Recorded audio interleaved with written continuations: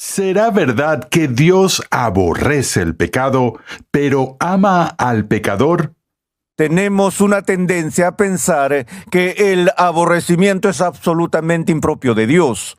Pero creo que podría sorprenderle saber que Dios o la Biblia hablan tanto sobre el aborrecimiento de Dios hacia nosotros, así como de su amor por nosotros.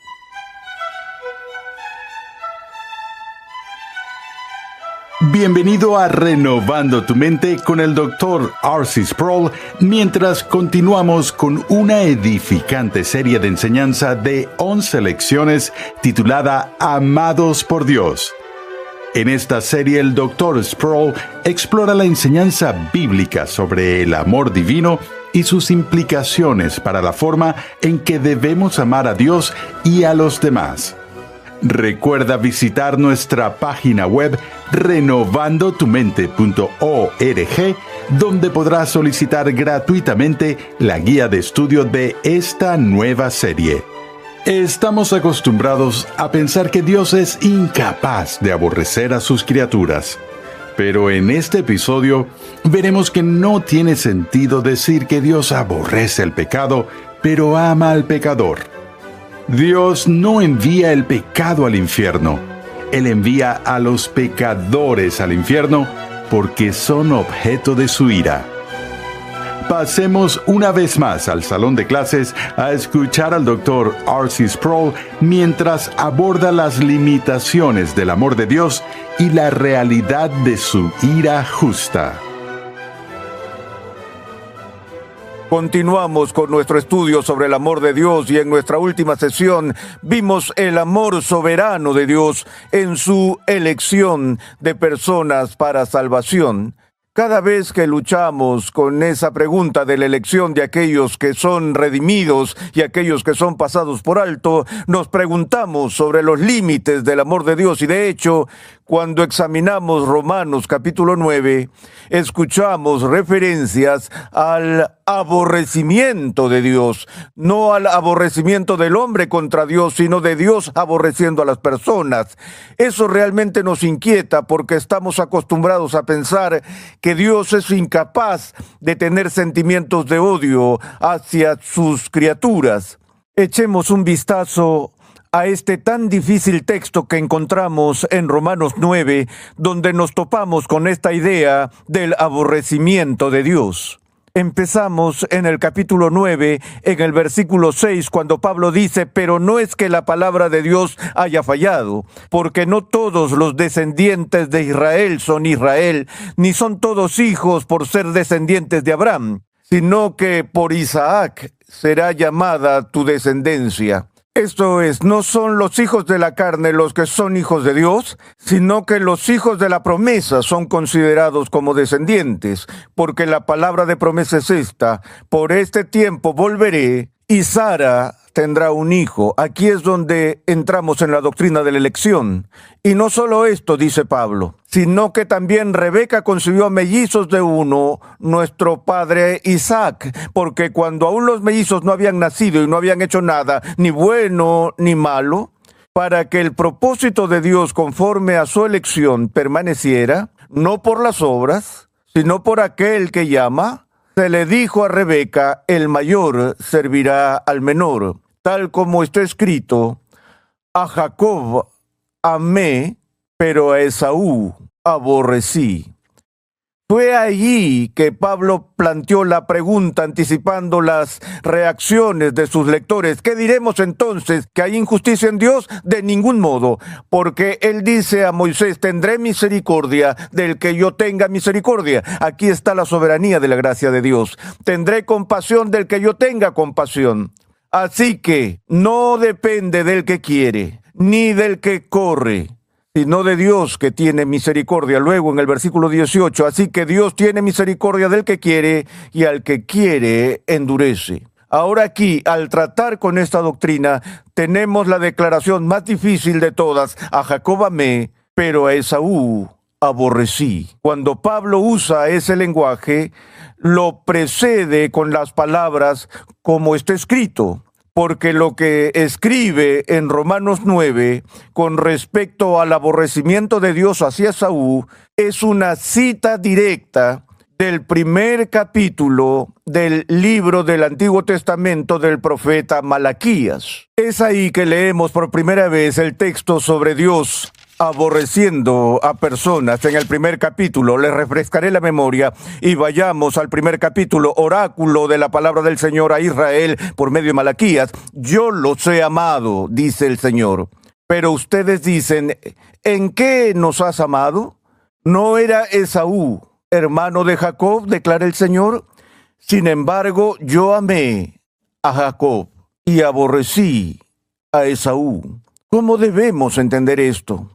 Hay muchas maneras de abordar este texto difícil y diferentes comentaristas lo han abordado de diferentes maneras. El método estándar para interpretar este texto difícil es ver estas palabras primero a través de Malaquías y luego según son repetidas por el apóstol Pablo en Romanos, tan solo como una manera de hablar. Una forma de expresión hebrea, un hebraísmo, una especie de expresión idiomática que no debe tomarse en un sentido literal directo, sino que simplemente expresa la idea de cierto tipo de preferencia. Y hay un trasfondo bíblico y un precedente para interpretar palabras de este tipo en esta forma de hablar como una forma de preferencia, que si lo tradujéramos de esa forma diríamos que Dios solo está declarando que ha preferido a Jacob sobre Esaú, o que su amor por Jacob es mayor que su amor por Esaú. Él los ama a ambos, pero ama a uno más que al otro. Y para expresar la preferencia y la mayor intensidad de amor que tiene por Jacob sobre Esaú, a modo de contraste, el mayor amor que Dios tiene por Jacob hace que el amor que tiene por Esaú parezca como aborrecimiento si se comparan. De nuevo, tenemos una base histórica y un fundamento para esto en el Antiguo Testamento. Echemos un vistazo al pasaje tal como lo encontramos en el libro de Génesis. En el libro de Génesis, en el capítulo 29, tenemos el relato de la relación de Jacob con sus dos esposas, Raquel y Lea. Recuerden cómo había sido engañado por su suegro Labán cuando firmó un acuerdo por el cual serviría a Labán durante 7 años y que el fruto de esa servidumbre sería que Labán le daría a su hija Raquel en matrimonio. Después de que él trabajó esos 7 años, entre tanto, la hija mayor no se había casado,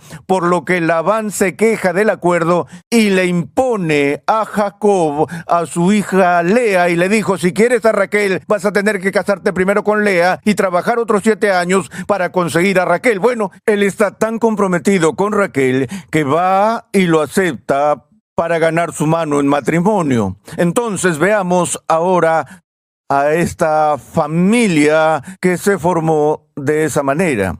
Leemos en el versículo 31 del capítulo 29 de Génesis. Vio el Señor que Lea era aborrecida. Noten que la descripción aquí de la relación que Jacob tiene hacia Lea, su primera esposa, es que Lea no es amada y le concedió hijos, pero Raquel era estéril.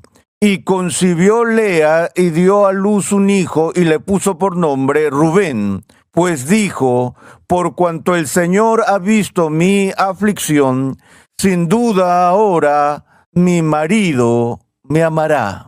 Concibió de nuevo y dio a luz un hijo y dijo, por cuanto el Señor ha oído que soy aborrecida, me ha dado también este hijo, así que le puso por nombre Simeón. Concibió otra vez y dio a luz un hijo y dijo, ahora, esta vez mi marido se apegará a mí porque le he dado 3 hijos. Con cada uno de estos embarazos, la esperanza de Lea es que ahora Jacob la amará, porque aparentemente, al menos en su percepción y de acuerdo con lo que dice la Escritura, la percepción de Dios, ella no fue amada. Pero si retrocedemos solo un versículo antes, vayamos al versículo 28. Así lo hizo Jacob y cumplió la semana de ella, y él le dio a su hija Raquel por mujer. Y Labán dio su sierva Bilha a su hija Raquel como sierva. Jacob se llegó también a Raquel, y aquí está la declaración, y amó más a Raquel que a Lea. Noten que no dice a Raquel amó, pero no amó a Lea, o a Raquel ha amado, pero a Lea ha aborrecido. Todo lo que dice allí en los versículos 28-29 es que Jacob amaba a Raquel más de lo que amaba a Lea, que había una preferencia, una mayor dimensión del amor que sentía hacia una esposa sobre la otra, pero en comparación, Lea se sentía ¿cómo? No amada en lo absoluto. Cuando ella dijo, ahora que le he dado a luz estos hijos, tal vez me ame, lo que realmente dice es, tal vez me amará tanto como ama a mi hermana Raquel. Así que aquí vemos la idea hebrea, donde hay un grado de amor, donde uno es más alto que el otro, que por contraste, lo que es menos amado se considera que no es amado, o la antítesis del amor, que es aborrecimiento. Si no está claro en ese texto, vayamos al Nuevo Testamento para ver quizás el ejemplo más famoso de este tipo de lenguaje que encontramos en el Nuevo Testamento. Lo encontramos en el Evangelio de Lucas, en el capítulo 14, en un discurso de Jesús. En el versículo 25 del capítulo 14 de Lucas leemos esta declaración. Grandes multitudes acompañaban a Jesús, y él, volviéndose, les dijo, si alguien viene a mí y no aborrece a su padre y madre, a su mujer e hijos, a sus hermanos y hermanas, y aún hasta su propia vida, no puede ser mi discípulo. El que no carga su cruz y me sigue no puede ser mi discípulo, porque ¿quién de ustedes deseando edificar una torre no se sienta primero y calcula el costo? Continúa y utiliza más ilustraciones sobre cómo una persona sabia, antes de comprometerse, tiene que considerar las consecuencias, tiene que considerar el costo. Estas personas que quieren subirse al tren con Jesús y seguirlo a él y sentarse allí y recibir todas las bendiciones que está dando mientras sana a los enfermos, los ciegos y los sordos y demás, les dice, esperen un minuto. Si quieren ser mis discípulos, hay una etiqueta de precio adjunta. Hay un costo alto para eso. Deténganse y consideren ese costo antes de seguirme, porque si no están preparados para aborrecer a su madre y a su padre, para aborrecer a sus hijos, para aborrecer su propia vida, no pueden ser mis discípulos. Así que Jesús presenta a sus contemporáneos un requisito previo para el discipulado: aborrecer a la familia. Ahora, este es Jesús, quien guarda la ley de Dios perfectamente a lo largo de su vida, que entendió claramente el quinto mandamiento de honrar al padre y a la madre, de amar al prójimo tanto como ellos se amaron a sí mismos. Nadie entendió la dimensión del amor que requiere la ley de Dios en la medida en que Jesús lo hizo. Quiere decir, literalmente, que si quieres unirte a mi grupo de discípulos, debes estar lleno de hostilidad, enemistad y aborrecimiento hacia tus padres. ¿Debes aborrecer a tus hijos? No, de nuevo, está usando este modismo hebreo de preferencia. Él está diciendo, voy a requerir tal compromiso de tu parte, tal devoción, tal amor, que si quieres ser mi discípulo, entonces se vería en comparación como si estuvieras aborreciendo a tus padres y aborreciendo a tu propia familia y aborreciendo a tus hijos y aborreciendo tu propia vida en comparación.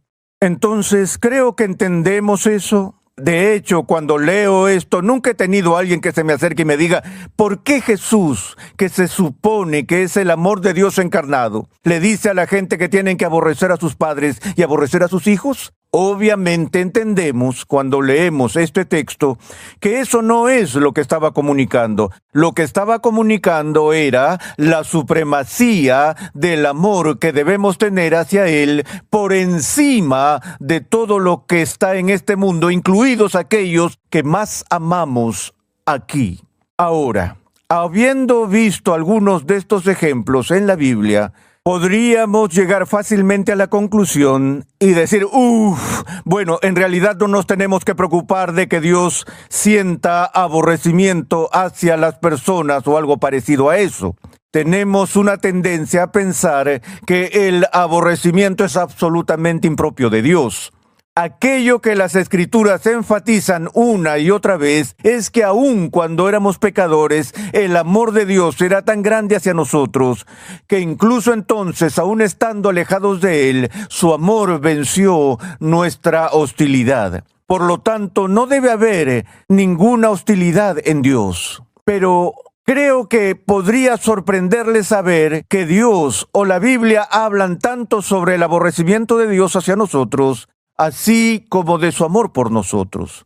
No creo que responda la pregunta completamente tan solo ver estas expresiones como hebraísmos o modismos de preferencia, porque hay una dimensión en la actitud de Dios hacia el pecador que refleja una especie de disgusto total y un carácter repugnante que Dios tiene hacia su raza rebelde de seres humanos. Cuando se enoja con Israel, dice a través de la voz de los profetas, desprecio sus fiestas, aborrezco sus asambleas solemnes, me enferman, los sacrificios que ofrecen en su hipocresía se han vuelto un olor repugnante para mí. Es un lenguaje fuerte que indica una furia de Dios hacia la hipocresía entre su propio pueblo.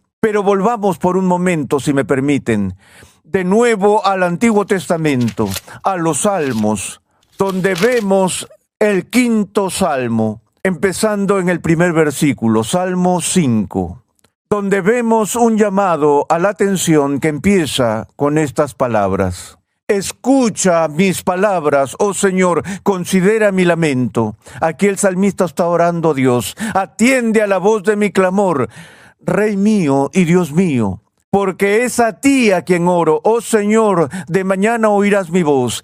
De mañana presentaré mi oración a ti y con ansias esperaré. Ahora escuchen cómo el salmista, bajo la inspiración del Espíritu Santo, describe el carácter de Dios. Porque tú no eres un Dios que se complace en la maldad.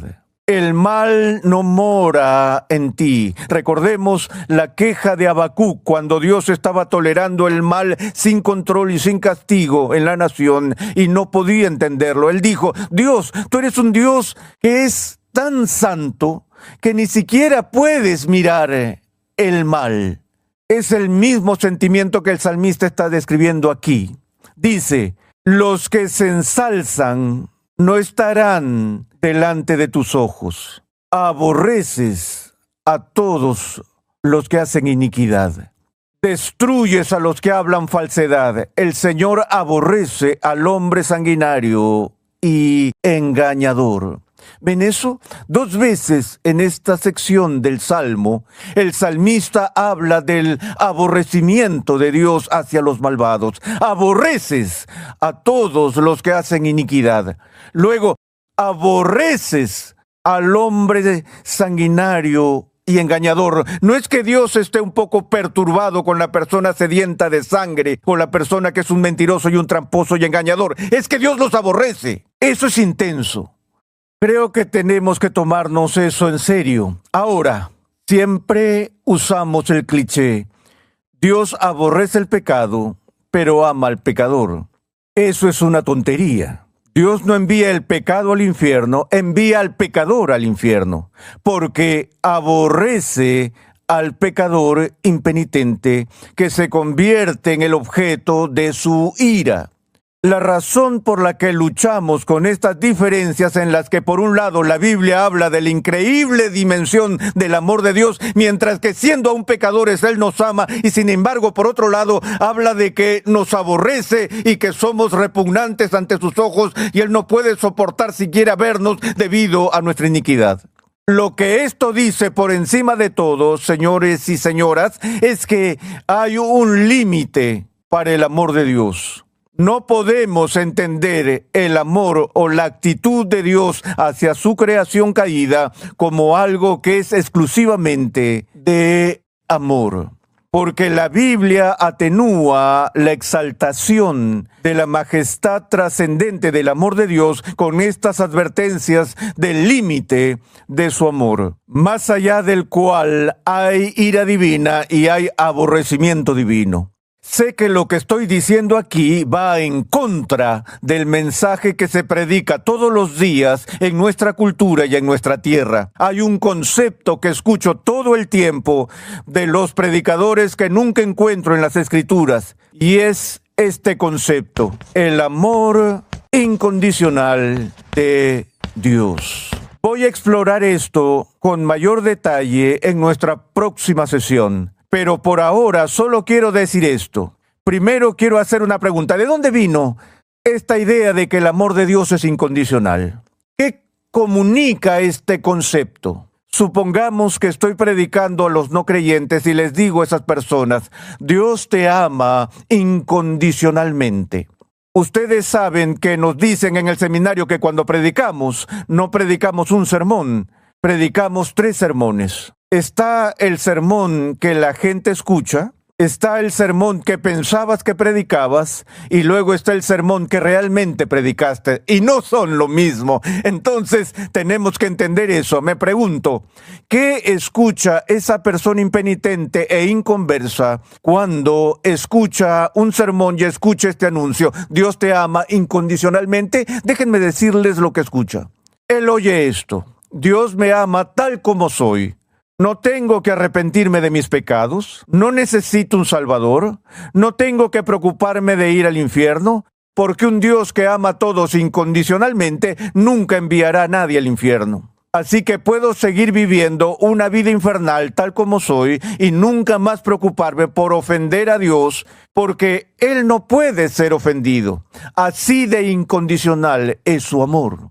No puedo pensar en un mensaje más peligroso para comunicar a la gente que estar allí y anunciar el amor incondicional de Dios. El motivo para ello, obviamente, es que el predicador que ha experimentado la gracia de Dios, su amor redentor, está tan abrumado por esa redención de Dios que quiere expresarlo en los términos más enérgicos. Por eso dice: el amor de Dios es tan maravilloso, poderoso, trascendente, que podríamos decir que es incondicional. No lo hagas, porque das el mensaje equivocado. Dios ha puesto una condición absoluta sobre la salvación de cualquier persona. Esa persona debe abrazar a Cristo por fe y confiar en Él y solo en Él, o esa persona solo conocerá la ira divina para siempre.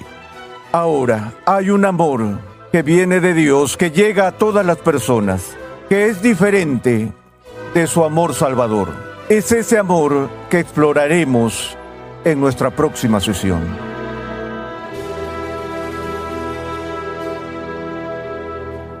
Estás en sintonía de Renovando tu Mente con el Dr. R.C. Sproul. En este episodio hemos visto que el concepto del amor incondicional de Dios no es un concepto bíblico. Dios ha puesto condiciones absolutas sobre la salvación de cualquier persona: abrazar a Cristo por fe y confiar en Él y solo en Él. ¿Quieres profundizar en tu conocimiento de las Escrituras?